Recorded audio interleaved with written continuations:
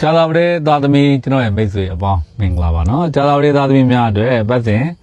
တောက်ကြနေညနေ6နာရီမှာပုံမှန်တင်ပေးနေကြဖြစ်တဲ့ဒုက္ခကျေပွင့်တေရောနမိတ်ဖြစ်ပါတယ်ဟောဒရန်စီစဉ်လေးမစတင်ခင်မှာကျွန်တော်ရဲ့မိတ်ဆွေတို့ယူရောမင်္ဂလာချန်ကနေပြီးတော့ကောင်းမြတ်တဲ့သတင်းစကားလေးတွေပါကြတာပါနော်နံပါတ်1ကတော့ကျွန်တော်တို့ယူရောမင်္ဂလာချန်ကိုဗုဒ္ဓဦးနေ့ရလွှဲပြီးတော့ကျန်တဲ့ရက်တွေမှာပေးရမရှိဖွင့်ပါတယ်မြည်သူမဆိုလွတ်လွတ်လပ်လပ်လာပြီးတော့ကျွန်တော်တို့ရရတွေပြုလုပ်နိုင်ပါတယ်အပတ်စဉ်စနေနေ့နဲ့အင်္ဂါနေ့မနေ့7နာရီမှာတူးချင်းတယောက်ချင်းလိုက်တည်တံပြုလုပ်တဲ့နဝင်းပွဲရရရှိပါတယ်တနင်္ဂနွေနေ့မနေ့7နာရီမှာတော့ခင်မွန်းကြီး10ပါအလှရရပွဲရှိပါတယ်အင်္ဂါနေ့ညမှာတော့ဓာတ်ကြီးလေးပါအလှရရပွဲရှိပြီးတော့ဗုဒ္ဓဦးနေ့တရက်တော့ပိတ်ပါတယ်နော်ကြာသပတေးနေ့မနေ့7နာရီမှာခေါင်းဆေးမင်္ဂလာရရရှိပါတယ်တောက်ကြနေ့မနေ့7နာရီမှာတော့ကျွန်တော်တို့တရားပွဲရရပြုလုပ်ပေးပါတယ်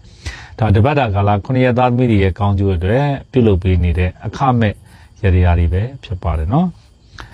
အဲ့တော့တချို့ကျွန်တော်တို့ယူရိုမင်္ဂလာချန်ကိုမလာရောက်နိုင်တဲ့သူတွေအတွက်ကတော့ online ကနေပြီးတော့ဟောစတန်လေးတွေမှာယူနိုင်ပါတယ်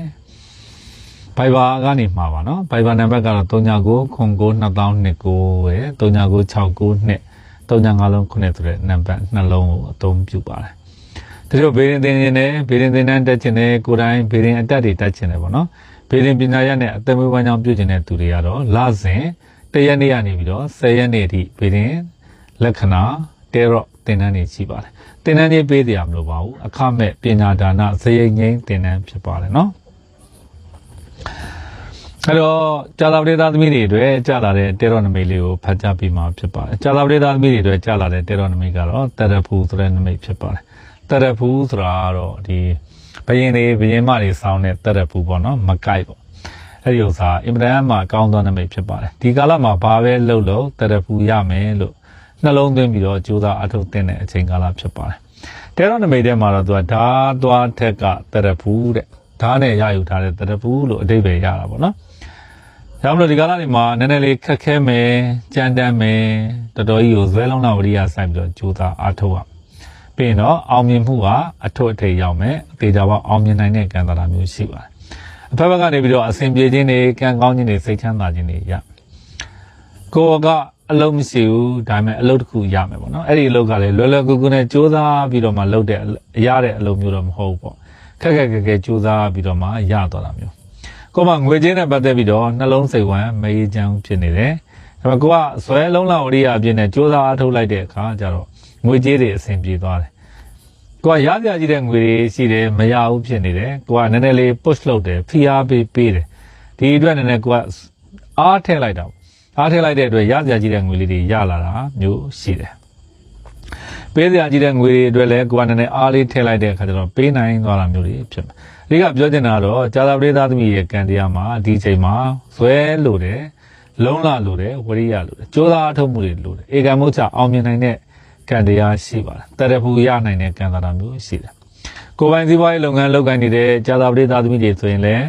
းအဖက်ဘက်ကနေပြီးတော့အစဉ်ပြေတိုးတက်အောင်မြင်သွားနိုင်တာပေါ့နော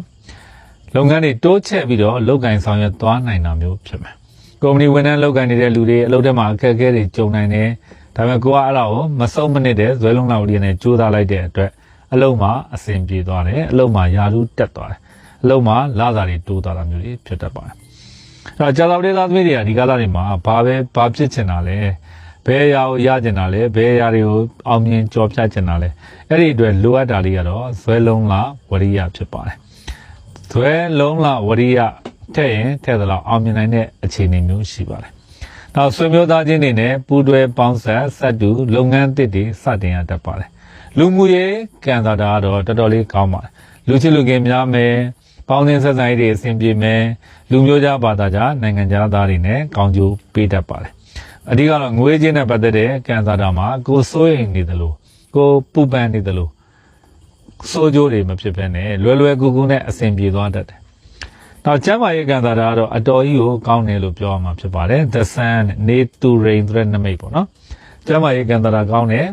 ကျမ်းမာရေးစိုးစိုးရွားအញ្ញံကြိုက်တွေမရှိဘူးနောက်ပညာရေးနဲ့ပတ်သက်တဲ့ကံတာတာသင်တန်းတက်တဲ့ကိစ္စတွေကျောင်းတက်တဲ့ကိစ္စတွေနဲ့ပတ်သက်ရင်တော့အဟံတားလေးတွေခဏကြုံရတတ်ပါတယ်ဒါပေမဲ့ကိုယ်ကလည်းကောင်းကပြောသလိုပဲဇွဲလုံးလောက်ဝရိယနဲ့ကြိုးစားအထုတ်တဲ့အတွက်အောင်မြင်နိုင်တဲ့ကံတာတာမျိုးရှိပါတယ် အခြေအနေတော်နဲ့ပတ်သက်တဲ့ကံတရာမှာတော့နည်းနည်းလေးပြောစရာရှိတယ်ချစ်သူဟောင်းနဲ့ချစ်သူအသက်ကြားထဲမှာဖြာများတတ်တယ်အတိတ်ကိုစိတ်ပိုင်းဆိုင်ရာမစွန့်လွတ်နိုင်တဲ့အတွက်တာယာဖြောင်ပြတဲ့အနာဂတ်ကိုမလျှောက်လန်းနိုင်တာမျိုးတွေကြုံရတတ်တယ်အိမ်တော်တွေမှာဆိုရင်လည်းပဲတန်ရောတင်တွေအမြင့်တန်းပြီးတော့ဗောနော်ဒီကိုယ့်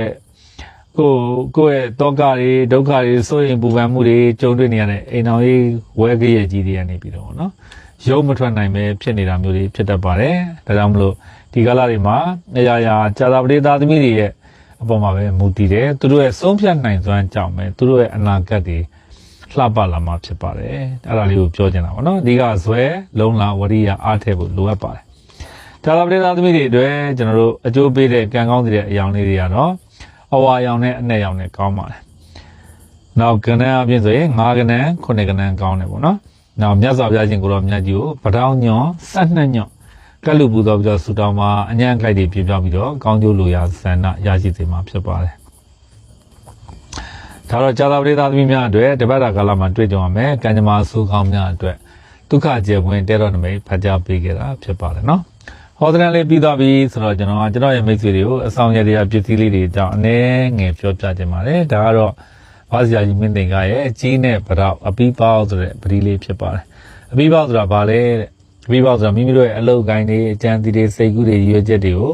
မြန်မြန်ဆန်ဆန်ပြည့်စည်စေတယ်ပြည့်မြောက်စေတယ်အောင်မြင်စေတဲ့ပတိလေးဖြစ်ပါတယ်ကြီးရဲ့ဗရောက်သားရဲ့ရောပြီးတော့ပတိလောက်တော့ဗောနော်စိတ်မဲ့ဆိုရင်လည်းစွမ်းပါတယ်စောင့်တမဲ့ဆိုရင်လည်းစွမ်းပါတယ်နော်စိတ်မဲ့ဆိုရင်တော့ပို့ပြီးတော့အကျိုးထူတာကိုယ်မှာအကြောင်းချင်းကကိစ္စရှိတဲ့အခါဒီပတိလေးနဲ့အဋိဌံဝင်မယ်ဆိုရင်ကိုယ့်ရဲ့အဋိဌံလေးအောင်မြင်စေနိုင်ပါတယ်နောက်တစ်ခုကဒါကတော့ကျွန်တော်ကိုယ်တိုင်စီရင်ပေးထားတဲ့ဝါစိမ့်ဤအဆောင်လက်ပတ်လေးတွေဖြစ်ပါတယ်ဒါကတော့ကျမ်းမာရေးအဆောင်လက်ပတ်လေးပါနော်ဒါကတော့ကျမ်းမာရေးမကောင်းတဲ့လူတွေသူတစ်ပါးရဲ့မကောင်းတဲ့အတက်တွေအောက်လန်းတက်ဆုံးတက်ပယောဂအတက်တွေဟာကာကွယ်စေဖို့အတွက်တံပြန်စမနဲ့စီရင်ပေးထားတဲ့အဝါရောင်လက်ဖွဲ့လေးဖြစ်ပါတယ်ဒါကတော့စီးပွားရေးနဲ့ငွေကြေးကံတာတွေကောင်းစေဖို့အတွက်ဆိုပြီးတော့ကြီးလေးကြီးစမနဲ့စီရင်ပေးထားတဲ့အစိမ်းရောင်လက်ဖွဲ့လေးဖြစ်ပါတယ်ဒါကတော့မိမိတို့ရဲ့အခြေအနေအနောက်နဲ့ပတ်သက်တဲ့ကိစ္စတွေမှာအဆင်ပြေစေဖို့အတွက်အနီရောင်လက်ဖွဲ့လေးဖြစ်ပါတယ်အဲ့ဒီအင်းသုံးမျိုးနဲ့ပဲကျွန်တော်ကဒီမှာအဆောင်ဆလွယ်လေးလည်းစီရင်ပေးထားပါသေးတယ်အမျိုးသားမျိုးသမီးတွေစောင်းလို့ရအောင်ပေါ့နော်ဒါတော့ဝါစိမ့်နေအင်းသမဖျောင်းနိုင်လေးဖြစ်ပါတယ်ဝါစိမ့်နေအင်းသမဖျောင်းနိုင်စမဖျောင်းနိုင်လေးတွေပါဈေးဆိုင်တွေစတိုးဆိုင်တွေစားသောက်ဆိုင်တွေလုပ်ငန်းတွေတစ်နေ့တစ်တိုင်းတွန်းရတဲ့ဖျောင်းနိုင်လေးဖြစ်ပါတယ်နော်ဒါတော့ကျွန်တော်ဇီးသားရောက်မှလေးပါအိမ်နေချန်နေတိုက်တွေကလေးအမြန်ရောင်းထွက်ဆိုပြီးရိုက်ရင်မြန်မြန်ထွက်တယ်ဒါတော့ဒိုးကလေးအဆောင်ပါနော်ဒိုးကလေးဒါတော့ယရနာဒီပန်းဆိုတဲ့ဖျောင်းနိုင်ဖြစ်ပါတယ်ကိုယ့်ဘက်မှာအကြောင်းချင်းကိစ္စရှိတဲ့အခါထွန်းရတဲ့ဖျောင်းနိုင်ပါဒါတော့ကျွန်တော်9ရက်သားသမီးတွေအတွက်မဟာမလတ်တဲ့ကြားတွေကစီရင်ပေးထားတဲ့အဆောင်ရတရားပစ္စည်းလေးတွေဖြစ်ပါတယ်ယူရိုမင်္ဂလာချမ်းမှာလာပြီးတော့လည်းဝယ်လို့ရပါတယ်အွန်လိုင်းကနေပြီးတော့မှာခြင်းနဲ့ဆိုရင်လည်းမှာလို့ရပါတယ်နော်ကျွန်တော်ရဲ့မိတ်ဆွေကြာသာပရိသသမီးအပေါင်းကိုကျမ်းမှာစိတ်ချမ်းသာလူရဆန္ဒပြပါစေလို့ဆုတောင်းမေတ္တာပို့သလိုက်ပါတယ်